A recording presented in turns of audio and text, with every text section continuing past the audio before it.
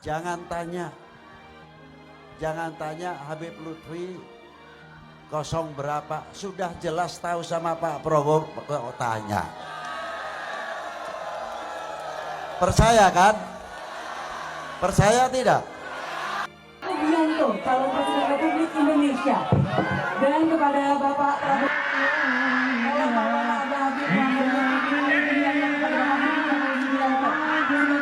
Simbolisasi atas dukungan penuh dari Dewan Guru untuk proses.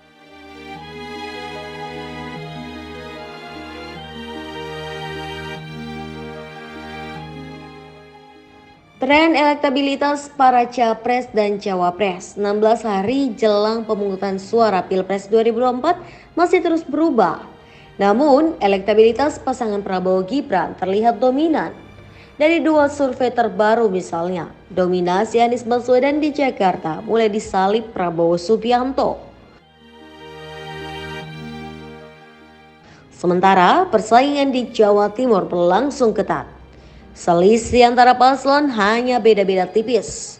Ganjar Pranowo terlihat masih unggul di Jawa Tengah meski hanya berselisih tipis dengan Prabowo Subianto. Simak hasil survei elektabilitas terbaru menuju Pilpres 2024. Survei Carta Politika.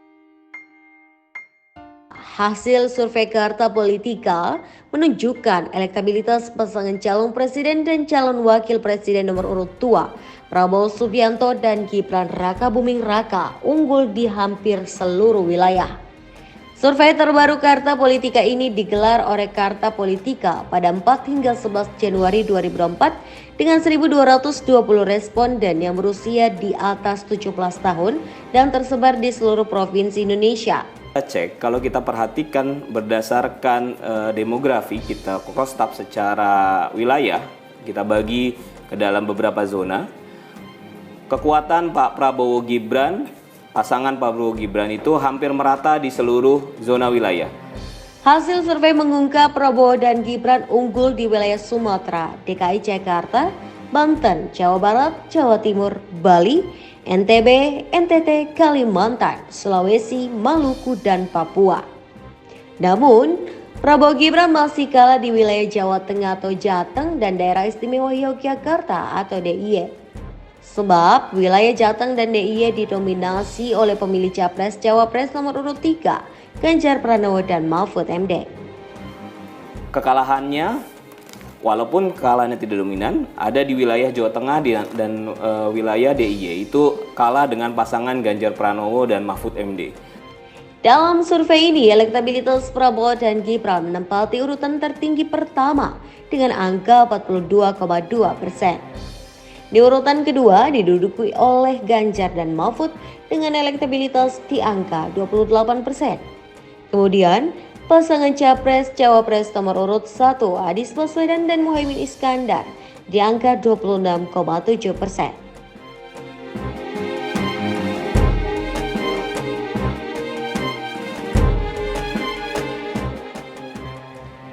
Survei Carta Politika ini dilakukan dengan metode multi-stage random sampling. Survei dilakukan secara tatap muka dengan margin of error di angka 2,82%. Rincian sebaran hasil survei Carta Politika soal elektabilitas Capres-Cawapres berdasarkan kategori wilayah. Sumatera, Anies Muhaimin 36%, Prabowo Gibran 41%, Ganjar Mahfud 22%, tidak tahu atau tidak jawab 1%. DKI Jakarta dan Banten, Anies Muhaimin 34%, Prabowo Gibran 36%, Ganjar Mahfud 25%, tidak tahu atau tidak jawab 5%. Jawa Barat, Anies Muhaimin 26%, Prabowo Gibran 47%, Ganjar Mahfud 20%, tidak tahu atau tidak jawab 7%. Jawa Tengah dan Daerah Istimewa Yogyakarta, Anies Muhaimin 14%, Prabowo Gibran 35%, Ganjar Mahfud 47%, tidak tahu atau tidak jawab 3%. Jawa Timur, Anies Muhaimin 28%, Prabowo Gibran 40%, Ganjar Mahfud 32%, tidak tahu atau tidak jawab 0%. Bali, NTB, dan NTT, Anies Mohaimin 8%, Prabowo Gibran 52%, Ganjar Mahfud 37%, tidak tahu atau tidak jawab 3%. Kalimantan, Anies Mohaimin 26%, Prabowo Gibran 49%, Ganjar Mahfud 24%, tidak tahu atau tidak jawab 1%. Sulawesi, Anies Mohaimin 39%, Prabowo Gibran 42%, Ganjar Mahfud 13%, tidak tahu atau tidak jawab 6%. Maluku dan Papua, Anies Mohaimin 17%, Prabowo Gibran 50%, Ganjar Mahfud 28%, tidak tahu atau tidak jawab 5%. Sebentar. Saya pengen dengar teriakannya warga Bali. Mana Bali?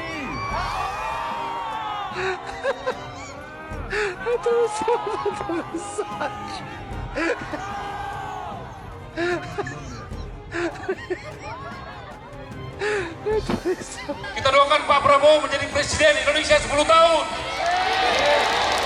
Kita doakan sehat.